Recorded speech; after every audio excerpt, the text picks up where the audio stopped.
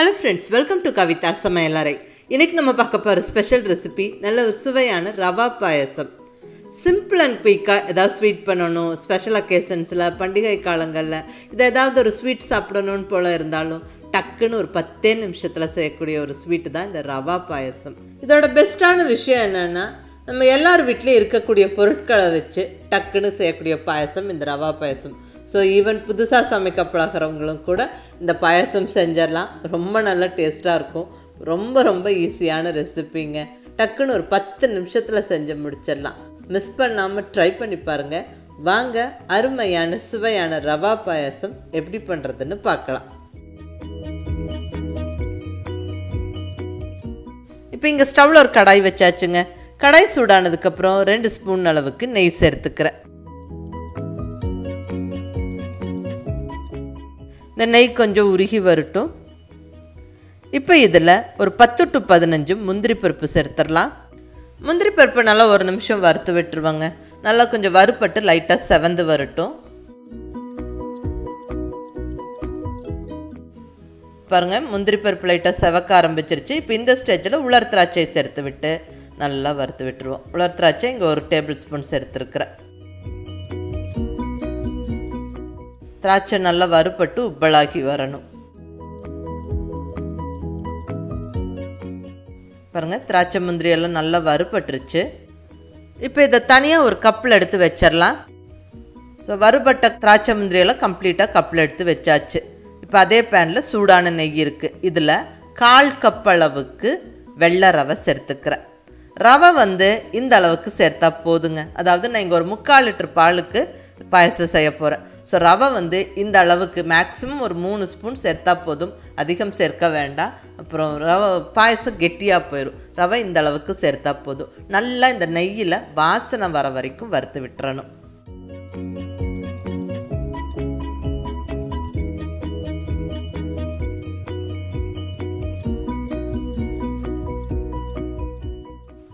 ரவை நல்லா ஒரு நிமிஷம் வறுத்து விட்டாச்சு. இப்போ இந்த ஸ்டேஜில் நம்ம பால் சேர்த்துடலாம். நான் இங்கே 3/4 லிட்டர் அளவுக்கு பால் சேர்த்துக்கிறேன். 750 ml பால் சேர்த்துக்கிறேன்.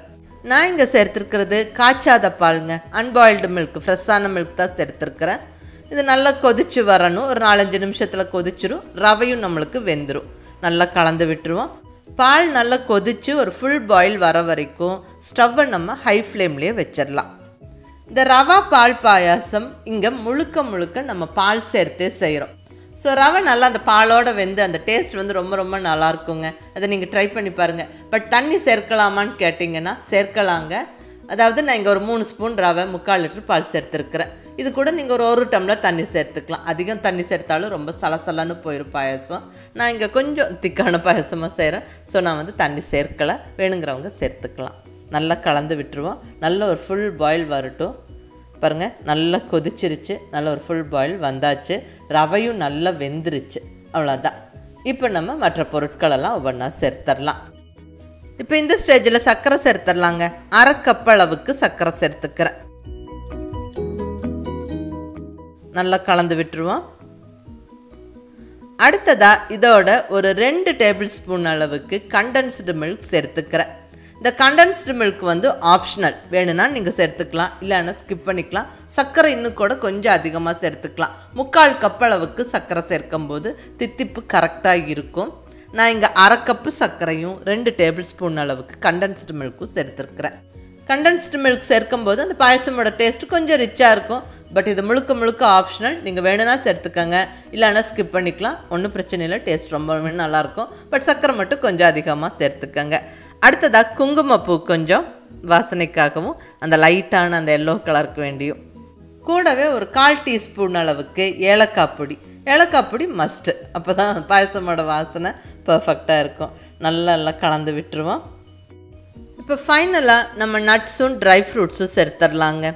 நான் இங்கே ஃபஸ்ட்டாக சேர்க்கிறது 1 டேபிள் ஸ்பூன் அளவுக்கு சாரப்பருப்பு, சிரோஞ்சி நட்ஸு. இது ரொம்ப நல்லாயிருக்கும். இந்த ரவா பாயசம்க்கு ஒரு ஸ்பெஷல் ஒரு டச் கொடுக்கும். அதாவது பாதாம் கீர், பாசந்தி, இதுக்கெல்லாமே இந்த சிரோஞ்சி நட்ஸு சேர்ப்போம். ரொம்ப நல்லதும் கூட.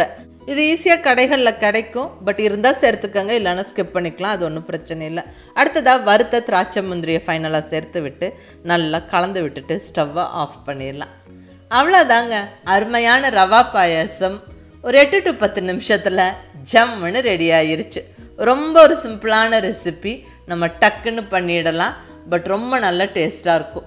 அதுவும் இந்த மாதிரி நம்ம செய்யும்போது இது சிம்பிளான பாயாசம் மாதிரியே இருக்காது, ரொம்ப ஒரு கிராண்டான பாயாசமாக இருக்கும்.